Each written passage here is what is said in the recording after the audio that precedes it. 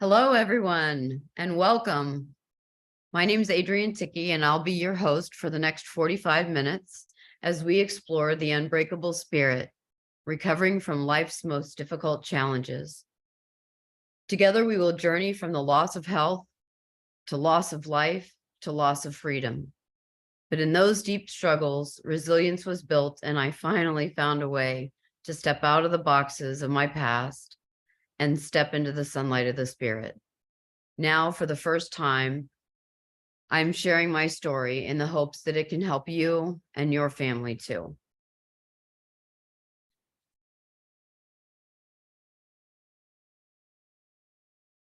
My story is complicated, but very, very much a progression throughout my life. And it started with my 3 a.m. wake up call at the age of 23. I remember going out to play ball that day. It was Palm Sunday of 1995, and the weather was just perfect. It was just one of those really nice spring days on the ball field. We were having a good time. We really weren't a good team. We played on the lowest recreational league that you could actually play on, but we had fun. We liked each other, and it was a way to blow off some steam. So we were down about 20 runs, and the runner, as he was cornering first, was headed straight towards second base. So I stretched to get the catch from third. And instead of going over the bag like a normal runner would do, this boy swerved and took me out, causing me to go up in the air and landing on my side.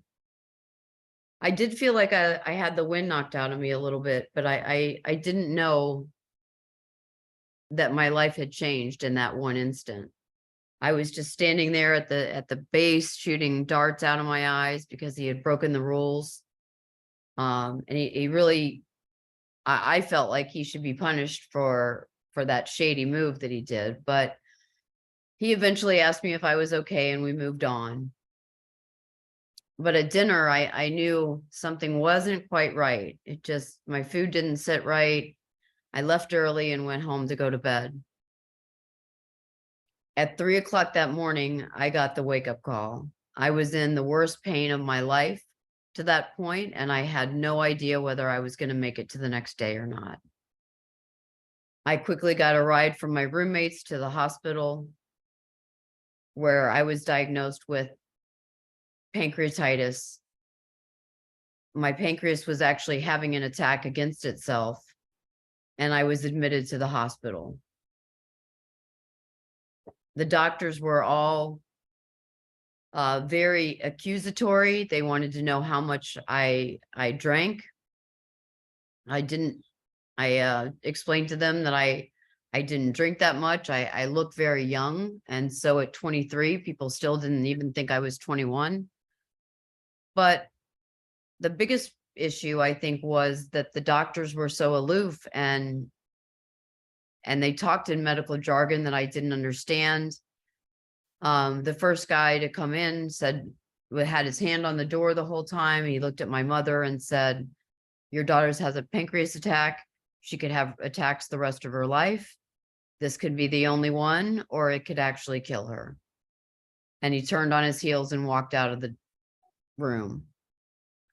We were left to pick up the pieces, to do the research. And so that's what my mom and I started doing. We did the research. My condition continued to deteriorate, and I was in and out of the hospital off and on for that next 7 years. At the age of 30, I was in my first coma, in the ICU, and had my first near-death experience. I remember going to that hospital, but I don't remember the day that I passed out and rolled under my roommate's bed, which is when they found me and took me to ICU. But I do remember waking up in the ICU and not knowing whether I was okay or not. My family was talking to me like I was a 3-year-old. They were whispering. Every time they came in to change my sheets, I would cry because it felt like I couldn't breathe, and nobody could figure it out. They thought I was crying because I didn't want my sheets to be changed. And I also had a near-death experience. I saw my cousin talking to my body, yet everything that made Adrienne was intact, and it was very confusing. About 3 weeks later, I left the hospital to go to outpatient rehab at my home. I was offered inpatient rehab for 4 weeks, but I turned it down because I just couldn't stay in the hospital one more day. So we went back to Kansas City. My fiance and I and my mom stayed with me for 3 weeks, helped nurse me back to health. I continued to improve. I was able to walk on my own to the bathroom and to do personal hygiene things. But I didn't feel normal. I always felt like I was just one step away from the next shoe dropping. My condition would rally, and then I would go, and it would be 4 or 5 years of really traumatic hospital stays. And so that's what happened when I was 38. I ended up in hospice for 3 months. We weren't sure that I was going to get out of that. I was labeled as failure to thrive because they were feeding me with IV food and a J tube, and I wasn't gaining weight. I was just continuing to deteriorate, and I was hanging on at barely 73 pounds. The next big thing in my life came when I had the second coma. I was off and on with this IV feeding, which required a line that goes into your heart, and that's very dangerous and gives you a predisposition to being septic, which will kill you. Sepsis kills a lot of people. It killed a lot of people in COVID. I had my second coma, another ICU stay, and another near-death experience. Very, very atypical upbringing growing up. This is not a normal life. For example, life really became overwhelming for me.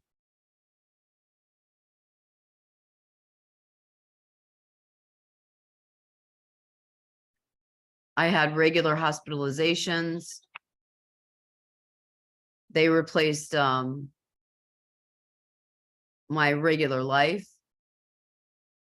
I had the medical jargon. It was like I had actually landed on some foreign continent, and they had another language, and their culture was different, and their expectations were not the same as mine. So I couldn't understand the way that they were speaking in medical jargon. Doctor's appointments replaced work meetings, and I really had to go out onto short-term disability, which turns into lifetime disability. I had medical vacations that we took out of state. We planned our vacation around my medical appointments. I was bombarded with prescriptions. There was just the amount of medication I was on was crazy. And to try to go find that medication in town was even more insane. You'd have to drive from one pharmacy to another pharmacy. It would be an all-day affair.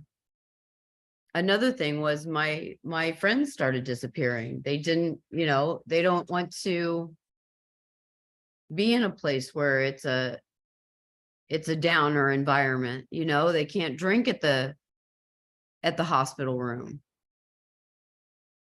And then my family became overbearing at times.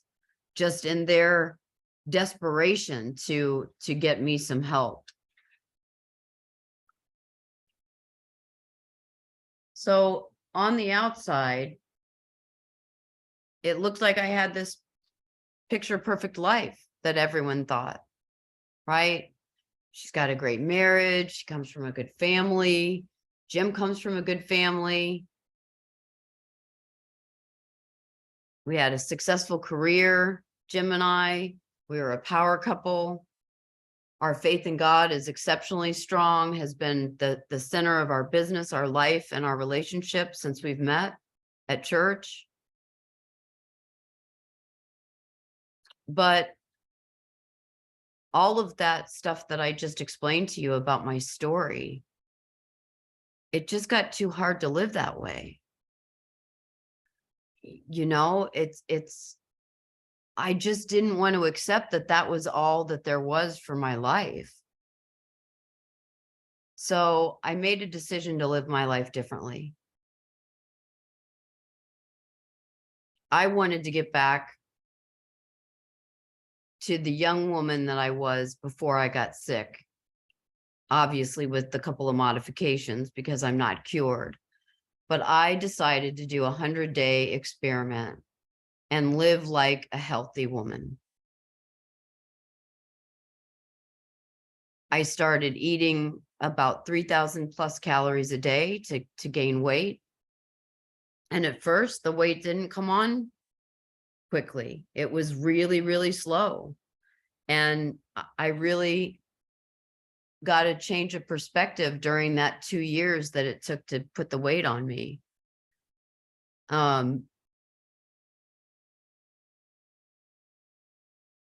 It was a perspective that I needed to live fully, no matter what my diagnosis, and that I didn't have the right to sit on the sidelines. So what I did was I came up with these ABCs of recovery, just because I needed to find a way to cope through life's challenges, cope in a healthy way, not in a way that would hurt me even further. So the ABCs of recovery are A, accept your situation and prioritize actions. You know, we've heard it all the time that you can't do anything about your problem until you recognize what you're facing and that you need help. It's very, very hard to deal with a problem that you don't think that you have. It's good to gather information from trusted sources like doctors, like lawyers. They can all be helpful. Doctors can be helpful for your condition, and lawyers could be helpful for, like, if you need to set up a special needs trust. There are things that come with being disabled, whether it's a visible disability or, like mine, it's an invisible disability. And it's important to do your own research as well.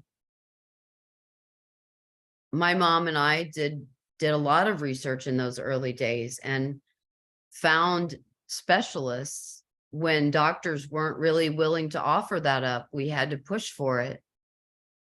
And it takes a bulldog to get this kind of stuff done. Determine a plan of action for the day. You know, that's really hard in the beginning. You don't have very big things on your calendar. You have things like get up, get a shower, brush your teeth, change your clothes, comb your hair. It's hard to even take a breath in the beginning. But then as time goes on, you can start building further out, you know, thinking about what you want to do for a week and then a month and maybe eventually for the year. It's important to ask for help. You can't do this on your own. We were never meant to live this life alone. So don't make it harder for yourself.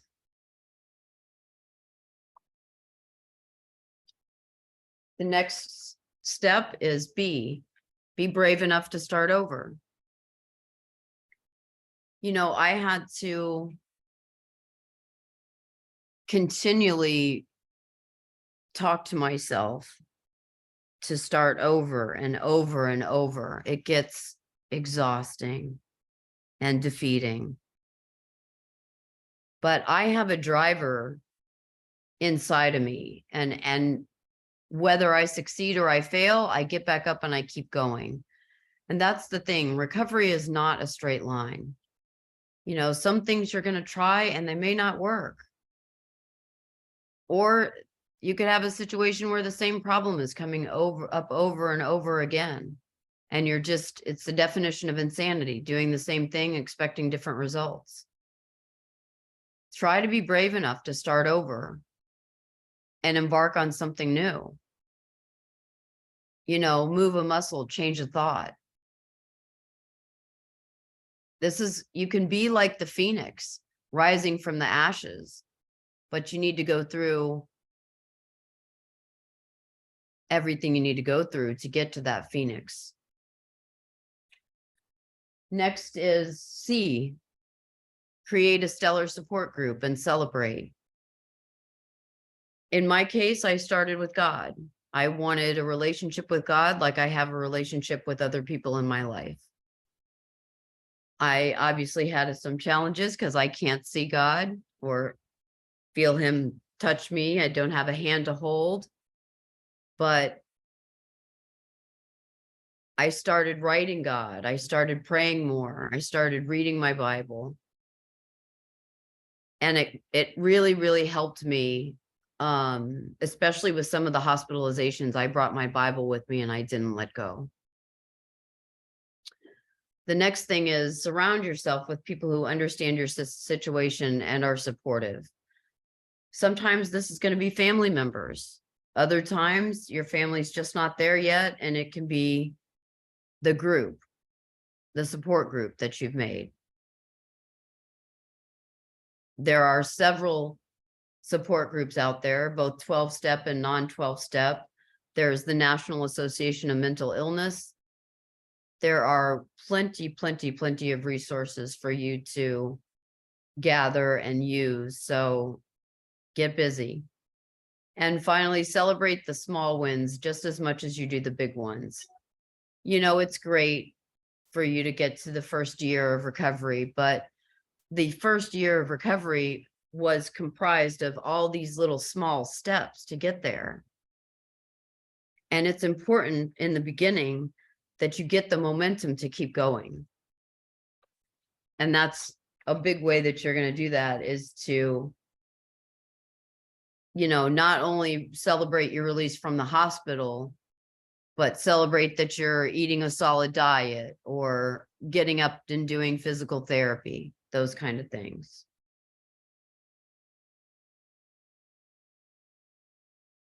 So after I created the ABCs, I really did better in the medical situations I was faced with. Walking away and using these ABCs gave me the hope that I could be a real normal girl, that wasn't just a pipe dream for me. You know, it gave me the hope that I could find somebody in my life that I could start a relationship with and marry. It gave me the hope that I could live a life that I wanted to, and not living a life of restriction from other people. It also gave me freedom, gave me the freedom to be myself, to handle this illness on my own terms, not on someone else's terms that doesn't work for me. And finally, it gave me the peace to look over there and say, I'm possible.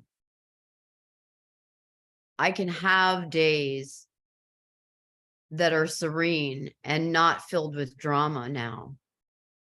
And to be able to put my head down on the pillow and to get a good night's sleep There's just really no substitute for it. So the ABCs of an unbreakable spirit, you know, meeting my husband in 2016 was really interesting. I'm sorry, in 2006, when he was actually 6 years, had just turned 6 years sober. And we got really close really fast. And I could see that he too used the ABCs to help them through his recovery of addiction. And I started to see that you can use these ABCs for more things than just recovering from an illness, more things than just recovering from addiction. You can use it for divorce or a cancer diagnosis or a bankruptcy. You have problems with mental health, use the ABCs. As I spent more time with people overcoming challenges, though, that they had to face in life, I saw that those people, even if they didn't know that they were using the ABCs because they didn't think of that model, I could see that they were using them. And they found greater success in facing their fears and moving through their lives and whatever challenges might come up.